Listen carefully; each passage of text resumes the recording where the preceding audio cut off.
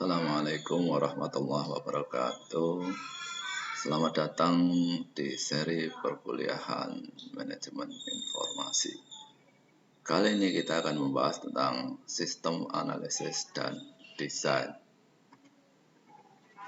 Sebelum lebih jauh membahas tentang sistem analisis dan desain, kita perlu terlebih dahulu mengetahui elemen-elemen apa yang ada di dalam sistem. Secara umum, elemen yang ada di dalam sistem mencakup input dan output, prosesor, kontrol, feedback, lingkungan, interface, dan boundariesnya. Secara umum, ada banyak sistem yang ada di dunia ini. Ada yang wujudnya fisik, artinya nyata. Ada yang wujudnya abstrak, artinya non-fisik. Bisa juga berupa konsep.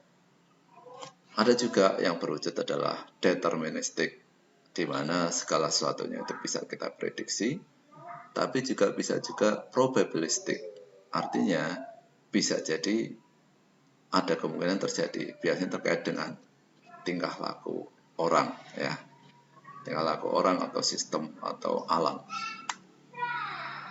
Berikutnya, tipe sistem yang lain adalah sosial dan natural serta manufaktur.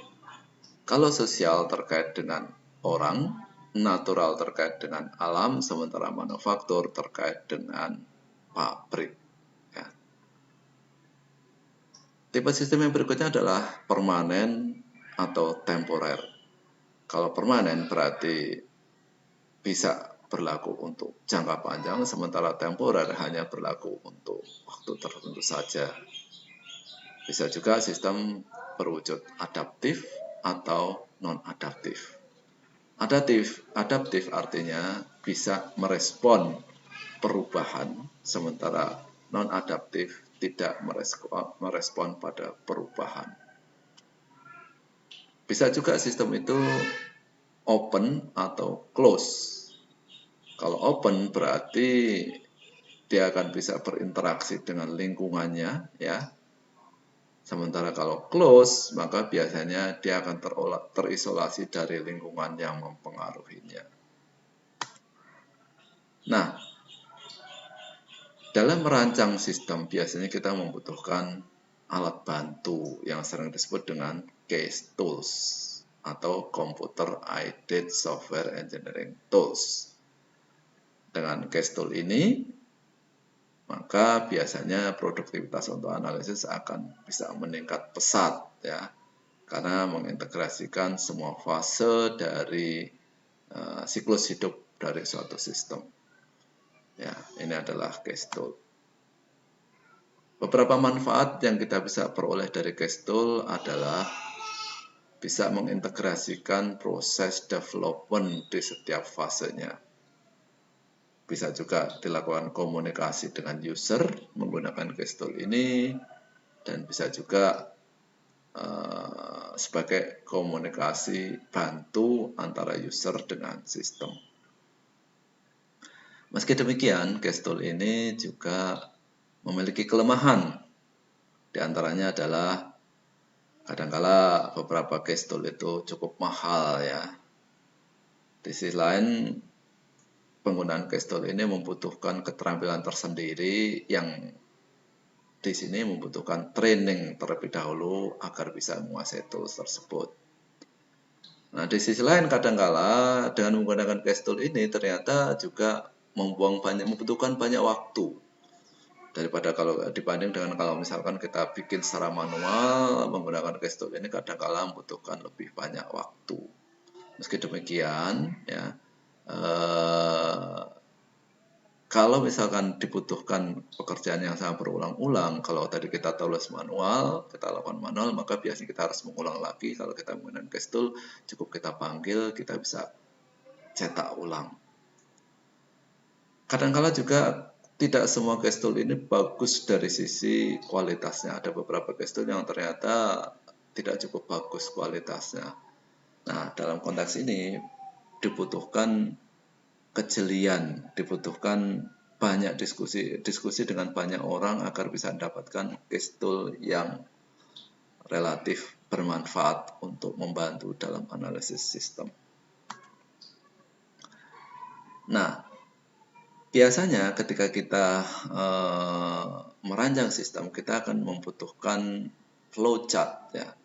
Flowchart ini menggambarkan bagaimana aliran data di dalam sebuah sistem ya.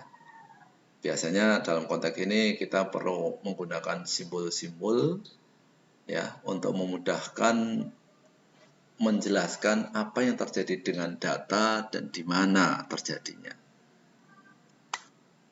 Yang berikutnya lagi adalah data flow diagram ya. Data flow diagram ini adalah representasi grafis dari flow data melalui sebuah sistem informasi.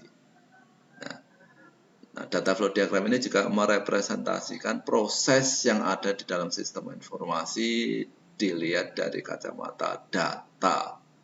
Ya.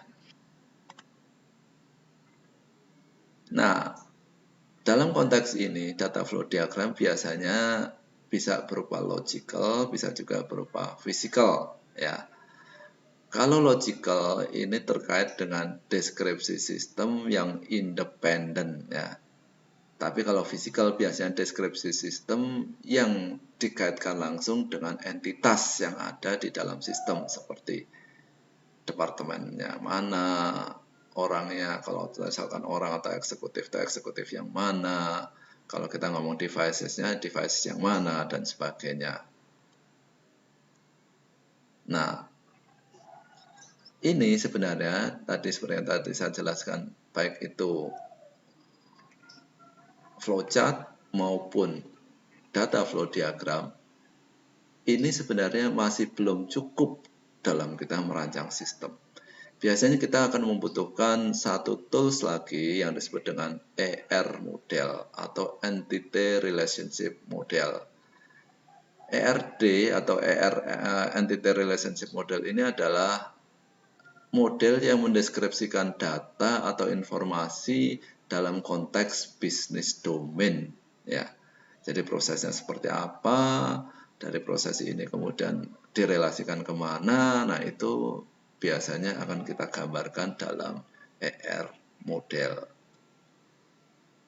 Nah, setelah kita bisa memahami tools dasar dalam analisis dan perancangan sistem, yaitu yang tadi sudah diuraikan di depan, mulai dari katakanlah tadi ada ER-nya, kemudian ada DFD-nya, kemudian ada flowchart-nya.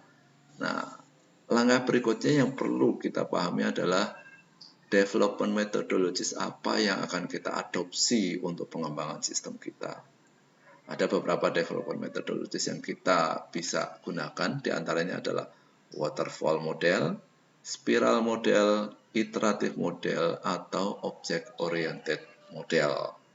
Dengan kata lain adalah UML, Unified Modeling Language. Berikut ini adalah beberapa kriteria pemilihan development methodologies yang bisa kita gunakan.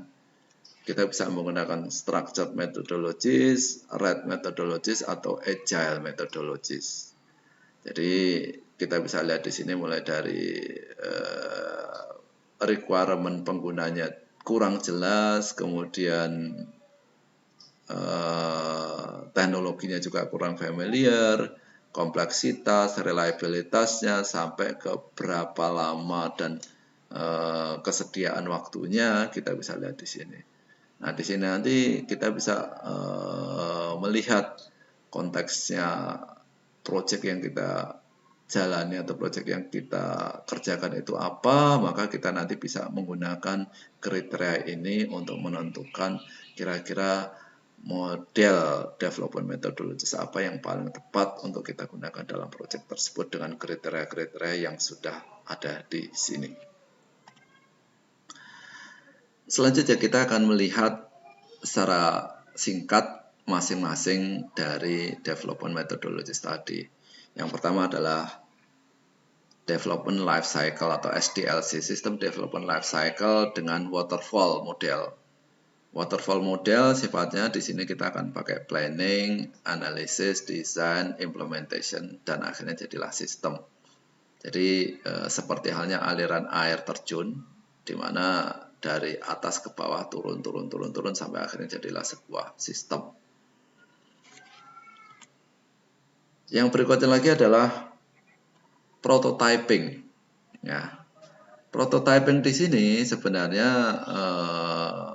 agak berbeda dengan SDLC yang di depan tadi, di mana prototyping di sini kita akan melakukan planning, analysis, design, dan implementation pada satu tahap, kemudian kita bikin prototyping, kemudian kita implementasikan dan jadilah sebuah sistem.